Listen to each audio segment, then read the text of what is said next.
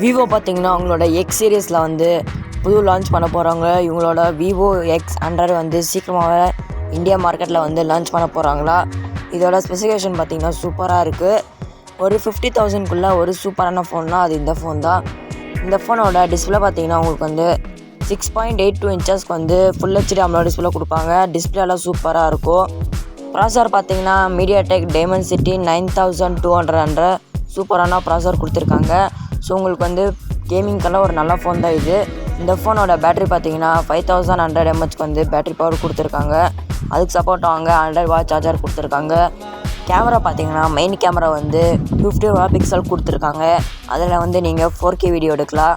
உங்களுக்கு வந்து விவோவில் வந்து கேமரா குவாலிட்டி எல்லாம் சூப்பராக இருக்கும். செல்ஃபி கேமராவும் பார்த்தீங்கன்னா 32 மெகாபிக்சல் கொடுத்துருக்காங்க. அதில் நீங்கள் வந்து 4K வீடியோ எடுக்கலாம். இதோட வேரியண்ட்டு 12GB RAM அப்புறமா 256GB ஸ்டோரேஜோட ப்ரைஸ் பார்த்தீங்கன்னா 60,000 ஆனால் 65,000 வரும். சேனல் பிடிச்சிருந்தா சப்ஸ்கிரைப் பண்ணுங்கள்.